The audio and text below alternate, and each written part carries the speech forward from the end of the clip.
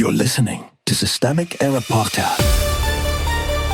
The failure was designed. Trump's inner circle caught in cover-up that's enough to end his reign of terror, based on an article by Dublin. Power protects itself, then calls it confusion. The story beneath the noise. The source text centers on a simple claim. Trump and his team have treated the Epstein files as a political threat to be managed, not a matter of public accountability. It says staff discussed the files in the Situation Room, that the White House has worked to contain the damage, and that Trump's allies have helped keep the subject blurred, delayed, and politically useful. Actual power is the subject. This is not a story about rumor chasing or celebrity scandal. It is a story about who controls the machinery of the state and uses it to protect itself. The article points to the White House, the Vice President, and the broader administration as the actors with real institutional power. That matters. When a presidency turns its security and communications apparatus towards self-protection, the problem is no longer gossip. It is state capacity being bent into a shield. The source is blunt about that, even if its rhetoric is overcooked. The relevant decision is not whether Trump can be embarrassed in public. The decision is whether his circle uses executive power to delay, redirect, and muddy what should be answered plainly. The misdirection is the method. The strongest part of the source is its refusal to pretend this is accidental. It identifies a recurring pattern. When the Epstein material threatens Trump, the administration reaches for distraction, denial, and procedural fog. That is the real political technique here. Keep the story moving.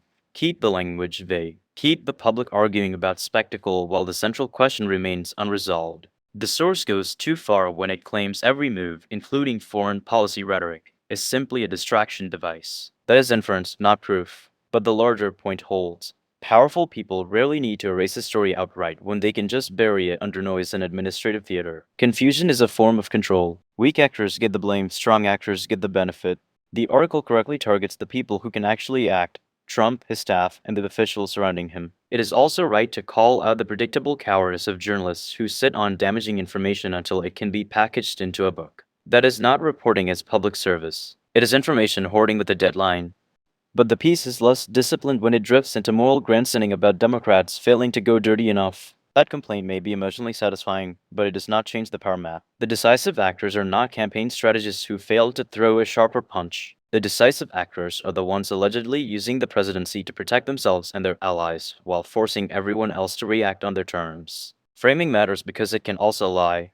The source is trying to sound like accountability journalism, but it often behaves like outrage laundering. It stacks accusation on top of accusation and treats them all as equally established. That is a weakness. If the goal is to expose power, the argument gets stronger when it distinguishes confirmed conduct from charged interpretation. Still, the article is right to reject the polite fiction that this is a normal scandal. The cover-up framing is not weak because it is severe. It is strong because it names the central political fact.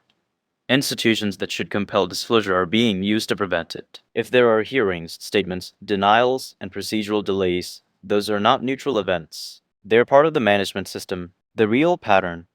The Epstein story, as presented here, is not just about one man's liability. It is about how modern political power behaves when it fears exposure. It hides inside official process, recruits loyalists, launders responsibility through staff, and relies on media delay to soften the impact. The result is a government that treats accountability as a public relations problem and treats victims as background noise. That is the pattern worth naming plainly.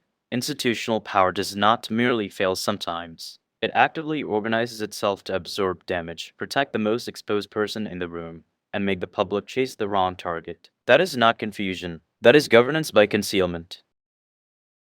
You've been listening to Systemic Error. Thanks to Raw Story for today's article. With the automated voice of Kuzil, thanks for listening.